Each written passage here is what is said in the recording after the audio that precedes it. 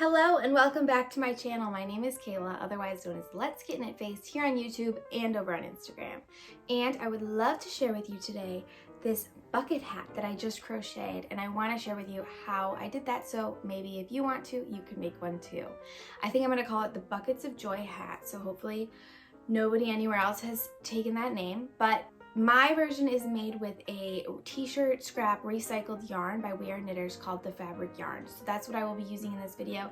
But you could use a similar yarn that is like a chunky weight that would go with the size hook that I used, or go ahead and blend together different yarns and hold different yarns together to get the same weight. So yeah, this should be pretty versatile. I wanted to share this pattern with you for free, both in a video form, and I will have the steps written out like they would be in a pattern in the description if you are more comfortable with crocheting that way. So if you do end up making it, please tag me on Instagram or something. I don't know, is anybody gonna actually make it? And yeah, I'm just gonna stop talking and here we go. To get started, I will be using the fabric yarn by We Are Knitters, which is a t-shirt scrap style recycled cotton yarn that is really good and dense enough to hold the shape of our bucket hat, but you could always use something similar in weight. That would work with a size K crochet hook, or I believe a 6.5 millimeter crochet hook. So to begin, I will just be making a slip knot, and if you want to use the magic loop to form a circle here, you certainly can. I just chained 5 stitches and then I slip stitched back into the first stitch that I made to form a circle. That's kind of a hack to work around the magic loop. The next step is just going to be chaining 2 out from that little circle that we made, and then you're going to double crochet into each of the 5 chains that we just made, and this is going to be the start of the top of the hat. So right now we're looking to make a sort of disc out of this yarn. So I'm just going to work through making that first round and then slip stitch back into the first spot that we started in to make a complete circle, and just make sure that there's no gaps going around this beginning loop, because you really want to make sure that the very middle of this disc is going to be strong, because everything else is going to be built off of this. So because we chained 5 and then double crocheted twice into each stitch, we should have a total of 10 stitches going forward. That's a good way to make sure that you are on the right path. And then we are going to chain 2 to begin the next round. A brief pause for something dramatic that happened in my show that was very sad. Oh no. Moving on, once we have chain 2, we can go ahead and get started with the second round, which is going to be the exact same thing. We are double crocheting into each of the now 10 stitches for a total of 20 stitches at the end of this round.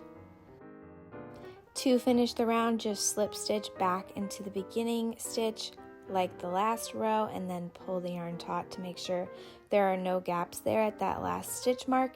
And then the final round for this top part of the bucket hat will be to chain 2 stitches once again, and then to double crochet into each of the stitches that we have left. So we just built up to 20 stitches, and now we should have 40 left once we're done with this round. And then last step for the round, you guessed it, we are going to slip stitch back into the first stitch of the round and then pull tight to make sure again that there's no gaps, and then you have the top of your bucket hat complete. Go ahead and cut the yarn and then pull through the end and then set that aside. Here we have the steps written down for the disc of the bucket hat.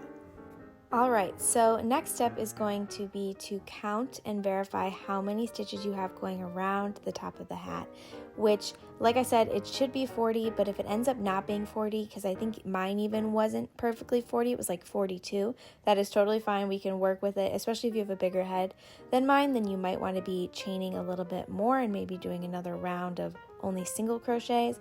But what you're going to want to do is count how many stitches there are around the rim, and then go ahead and subtract about 3 or 4 from that number, and then make a new slip knot and chain that number of stitches. So like I said, mine was around 42, so I chained about 38, I want to say, stitches in a row to make the side of what's going to be our bucket hat. And Then I'm just going to go ahead and double crochet. I'm going to chain 2 to start the round, and then I'm going to double crochet 1 time into each chain.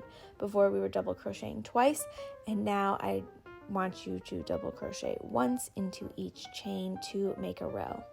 And then once you're done with that, go ahead and turn by chaining 2 and double crochet again across the row. And you're going to repeat this until you have 4 rows of your double crochets in what would be like pretty much a perfect block rectangle of these double crochet stitches. And this is going to go around the side of the hat. Once you are done with that, we can go ahead and begin assembling the disc to the block that we have just made using a piece of the yarn that you're using and a darning needle. And I am taking caution to make sure I'm holding the pieces perpendicularly as I sew them so that I can get a nice seam and make sure that the pieces are going to kind of fold in the right way. And I do end up seam blocking this piece, so if you're not super happy with how the pieces are laying together, you can probably fix that. But it does help in the way that you go about sewing it to make sure that you kind of orient the pieces in a way that they will lay flush and turn into a cute little bucket hat. And with that, the bucket portion of our bucket hat is complete. And now we are going to move on to making the brim portion of the hat, which I do by joining the yarn and slipping it through one of the outside loops of the bottom of the chain, so the bottom of the bucket hat. And then what I'm doing is I'm looping it, slipping it through, and then I'm chaining 2 to form a mock double crochet for my first stitch. And then I'm being careful to hold the hat in my left hand and then kind of working the stitch outwardly so that it's perpendicular to, the kind of the bucket of the hat. And I'm working 2 double crochets into each of these outer loops and being careful to kind of pull it out as I go. And I'm only working into that outer loop, which helps kind of keep these stitches, setting them apart from the rest of the hat as a brim. And then you can see that I'm kind of pulling it as I go, and then I'm just going to work around the rest of the hat. Working 2 double crochets into 1 stitch helps fill in the hat as you are trying to build out this circular shape. Once you're done with that, go ahead and slip stitch back into the beginning of the round, and then we're going to begin the second and final round of this hat to form the brim.